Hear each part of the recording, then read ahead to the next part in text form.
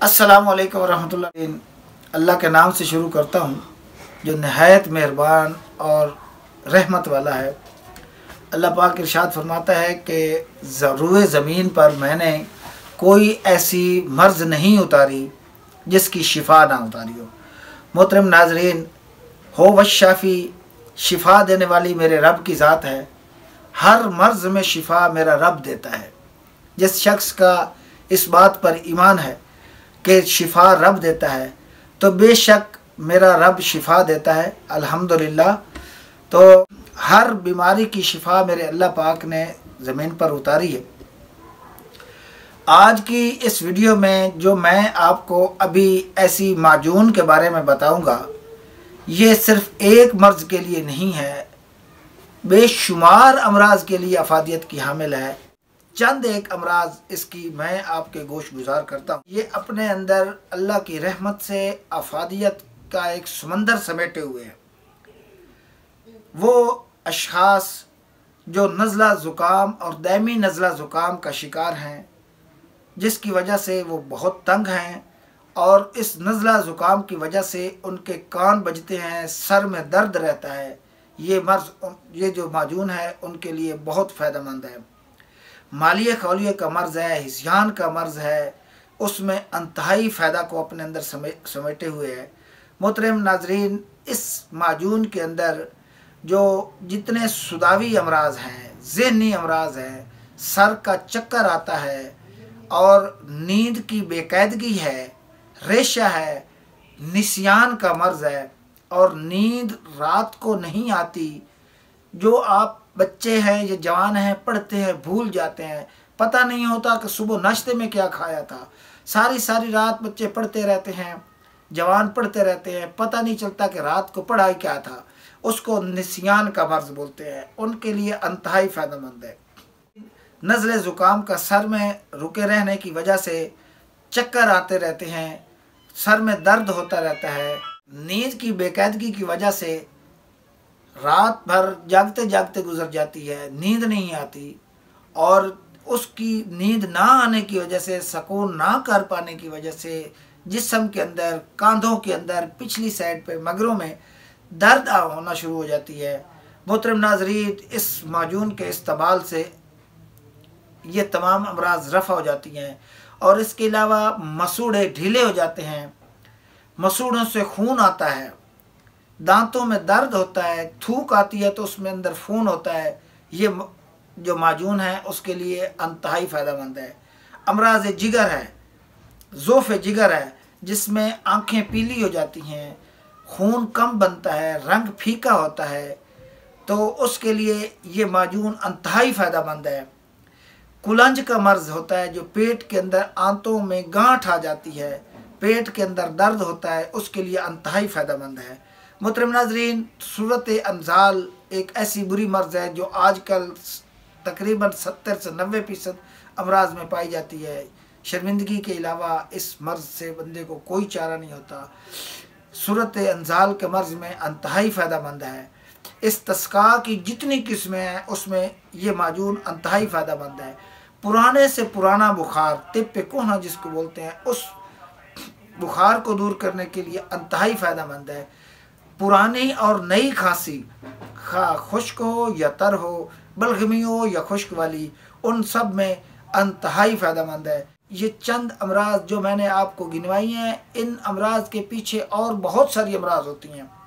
जैसे नज़ला ज़ुकाम की मर्ज़ है, इसके होने की वजह से, इसके बिगड़ जाने की वजह से बहुत सारी अमराज जन्म ले लेती हैं।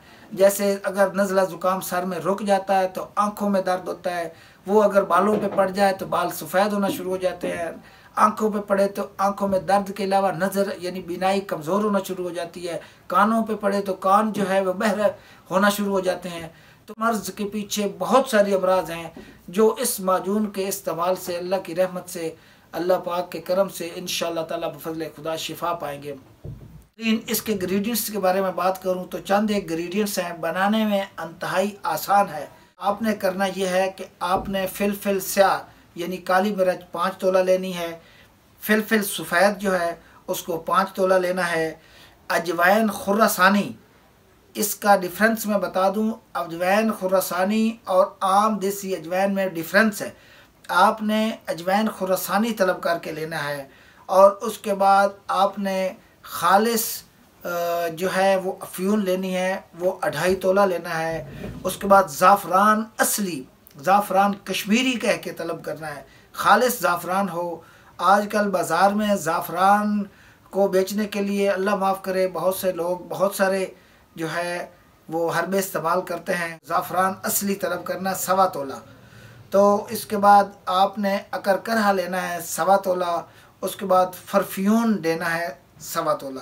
ان تمام چیزوں کو لے کے ایک زعفران کو علیحدہ کر دیں، باقی جتنی ادویات ہیں ان سب کو اچھی طرح گرائنڈ کرنا ہے۔ گرائنڈ جس قدر باریک ہوگا، اس کے انگریڈینٹس جس قدر مکس ہوں گے، آپس میں خلط ملط ہوں گے، اتنی افادیت زیادہ ہوگی، کیونکہ اگر آپ اس کی گرائنڈیشن جتنی بھی ہوگی وہ موٹی رکھیں گے تو خون کے اندر وہ جزو بدن جلدی نہیں بنے گا۔ تو کوٹنے کے بعد آپ اس کو ایک باریک قسم کی چھلنی یا مل کا کپڑا، تو اس کے اندر اس کو آپ کپڑ چھان کریں۔ کپڑ چھان کرنے کے بعد جو اس کا نکلتا ہے اس کو دوبارہ گرائنڈ کریں۔ دوبارہ گرائنڈ کرنے کے بعد یعنی آپ اس کی تسلی کر لیں کہ بہت باریک ہو، تاکہ وہ آپ کے سیل تک بڑی آسانی کے ساتھ پہنچ جائے۔ کنیکٹڈ ٹیشو بلڈ کے ذریعے آپ کے سیل تک پہنچنے میں اس کو بہت کم وقت لگے، یعنی جتنا باریک ہوگا افادیت اتنی جلدی ہوگی۔ یعنی ایک دفعہ کوئی بھی غذا آپ کھاتے ہیں تو اگلے 20 منٹ میں وہ آپ کے سیل تک پہنچ جاتی ہے۔ تو جس قدر یہ باریک ہوگی ہضم ہو کے آپ کے سیل تک انشاءاللہ 20 منٹ کے اندر اندر آپ کو افادیت دکھائے گی۔ جب ان تمام چیزوں کو پیس لینا، اس کے بعد آپ نے زعفران کو علیحدہ کھرل کرنا ہے۔ کھرل کرنا ہے اس طرح ہے کہ اس کو بھی آپ نے صحیح معنوں میں پاؤڈر بنانا ہے۔ پاؤڈر بنا کے اس پاؤڈر کو پہلے جو تیار کیا ہوا پاؤڈر اس کے اوپر بکھیر دیں، اور اس سب کو آپس میں مکس کریں، خلط مل کریں۔ ذرات ہیں وہ آپس میں اچھی طرح مل کر اچھی طرح ایک امیزہ تیار ہو جائے۔ اس امیزے کا سا چند آپ نے شہد لے لینا، شہد کو لے کر ان سب کو آپس میں مکس کر لیں۔ آپ کے پاس آپ کی معجون تیار ہو گئی۔ محترم ناظرین، اس معجون کو آپ نے 3 ماہ تک جو کے اندر رکھنا ہے، یعنی جو کی گٹو ہو، بوری ہو، ڈھیری ہو یا جہاں جو پڑے ہوں اس کے اندر 3 ماہ تک رکھیں۔ اس کی افادیت میں اس قدر اضافہ ہو جائے گا کہ یہ معجون اگلے 5 سال تک اپنی افادیت کو نہیں کھوتی، ایک ذرہ برابر بھی 5 سال تک یہ ضائع نہیں ہوتی۔ اور آپ نے کرنا یہ ہے کہ 4 رتی سے 2 ماشا آپ نے صبح کے وقت یا رات کو سوتے وقت اس کا استعمال کرنا ہے۔ 4 رتی سے 2 ماشا تک آپ اس کو ہمراہ نیم گرم دودھ استعمال کر سکتے ہیں۔ یاد رکھیں، اگر صبح کو استعمال کرتے ہیں تو بھی یا رات کو استعمال کرتے ہیں تو بھی، اگر کھانا کھایا تو اس کھانے کے کم از کم 2 گھنٹے بعد آپ نے اس کو استعمال کرنا ہے، اور اس کے بعد آپ نے دودھ کا استعمال کرنا ہے۔ انشاءاللہ تعالیٰ بفضل خدا اس کے کھانے سے آپ کی غذا آپ کا جزو بدن بنے گی، چہرے پہ سرخی آئے گی، اور آپ کا چہرہ نورانی ہو جائے گا اللہ کے حکم سے، اور آپ کی ان امراض جیسے نزلہ، زکام، مالیہ خولیا، سر میں درد، مسوڑوں سے خون آنا، بخار، نسیان کا مرض، صورت انزال، یہ تمام امراض اللہ کی رحمت سے کفور ہو جائیں گی۔ انشاءاللہ آپ کی بے سخت جو دعائیں ہیں ان کا میں مستحق ٹھہروں گا، اور اگر آپ بھی ان دعاؤں کا مستحق ٹھہرنا چاہتے ہیں تو اس ویڈیو کو آگے شیئر کریں۔ تو انشاءاللہ جن بھائیوں نے میرے چینل کو ابھی تک سبسکرائب نہیں کیا، کائنڈلی سبسکرائب کر لیں اور اس ویڈیو کو ضرور شیئر کریں تاکہ کسی کا بھلا ہو جائے۔ نیکسٹ ویڈیو تک کے لیے مجھے اجازت دیجیے۔ اللہ آپ کا حامی ناصر ہو۔ السلام علیکم ورحمۃ اللہ وبرکاتہ۔